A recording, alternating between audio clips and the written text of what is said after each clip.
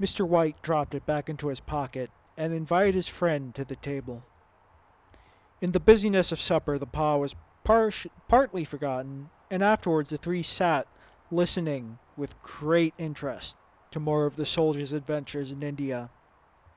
If he invented as much of the tale about the monkey's paw as he did those other stories, it won't do us too much good, said Herbert as the door closed behind the gates, just in time for him to catch the last train.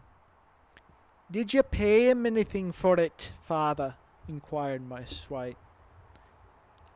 A little, he said, blushing slightly. He didn't want it, but I made him take it. And he told me again to throw it away.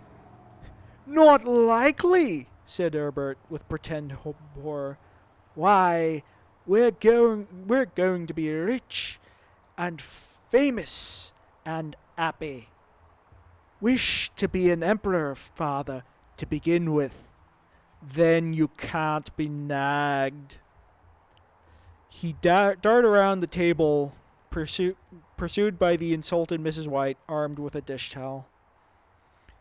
Mr. White took the paw from his pocket and eyed it doubtfully.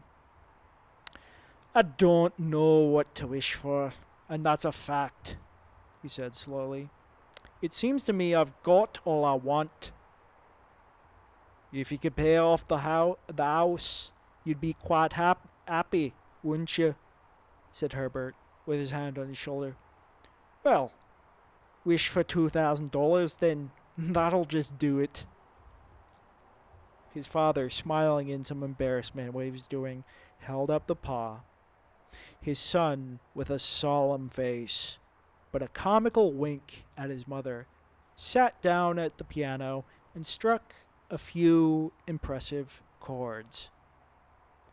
I wish for $2,000, said the old man clearly.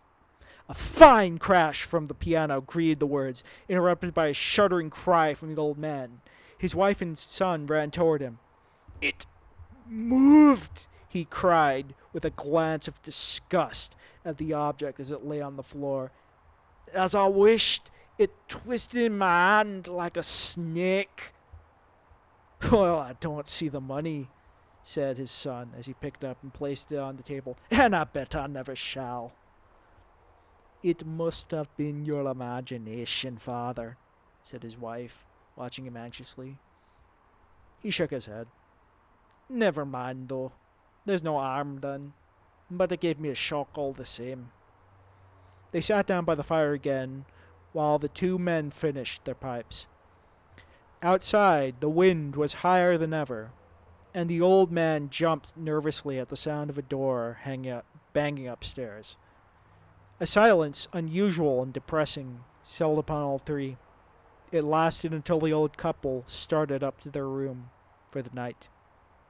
You'll probably find the cash tied up in a big bag in the middle of your bed, said Herbert as he told them good night. And something horrible will be sitting up on the top of the dresser, watching you as you pocket your ill-gotten money. Next morning, the wintry sun streamed brightly over the breakfast table. Herbert laughed at his fears. There was an air of ordinary goodness about the room which hadn't been there the night before. The dirty, wrinkled little paw was thrown on the side table in a careless way that showed no great belief in its power. I suppose all old soldiers are the same, said Miss White.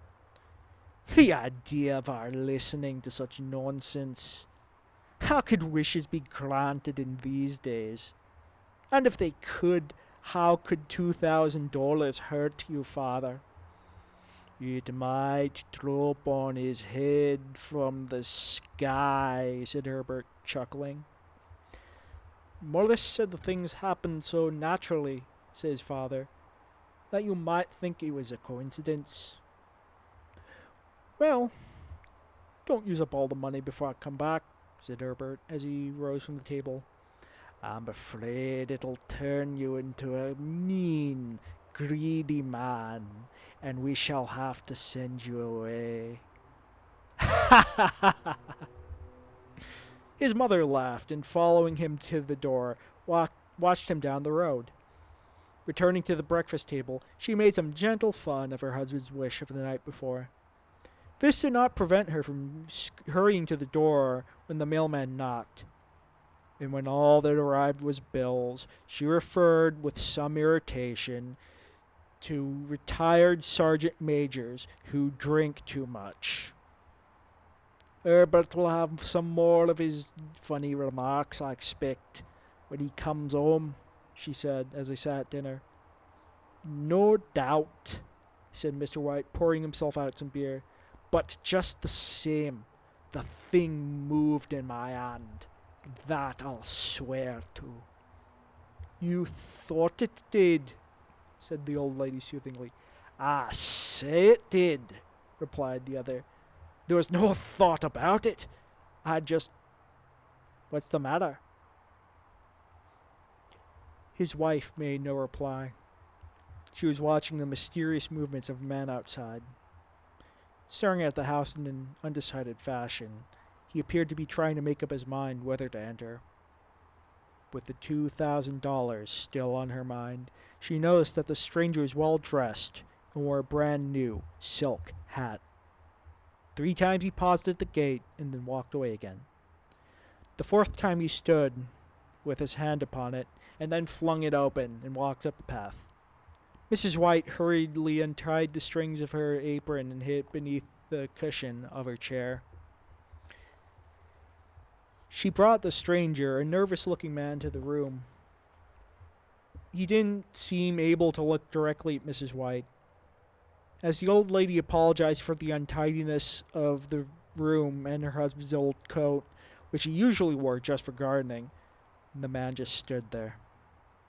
She then waited as patiently as he could for him to explain his business, but he was at first strangely silent.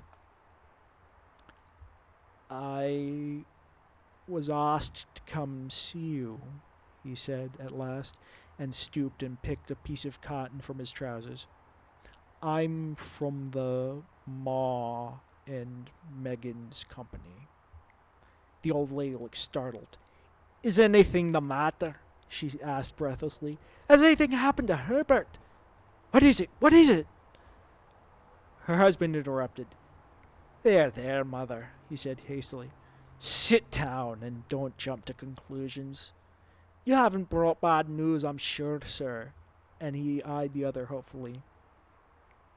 I'm sorry, began the visitor.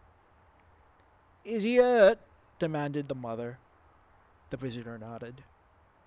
Badly hurt, he said quietly, but he's no longer in any pain. Oh, thank God, said the old woman, clasping her hands. Thank God for that, thank... She broke off suddenly as the dreadful meaning of his words dawned upon her. When he turned his face away, she saw that she was right. She caught her breath, and turning to her slower-witted husband, laid her trembling old hand upon his. There was a long silence. He was caught in the machinery, said the visitor finally in a low voice. Caught in the machinery, replied Mr. White as if he were dreaming. Yes. He sat staring blankly at the window. Taking his wife's hand between his own, he squeezed it as he used to do in their old courting days, nearly 40 years before. He was the only one left to us, he said, turning gently to the visitor.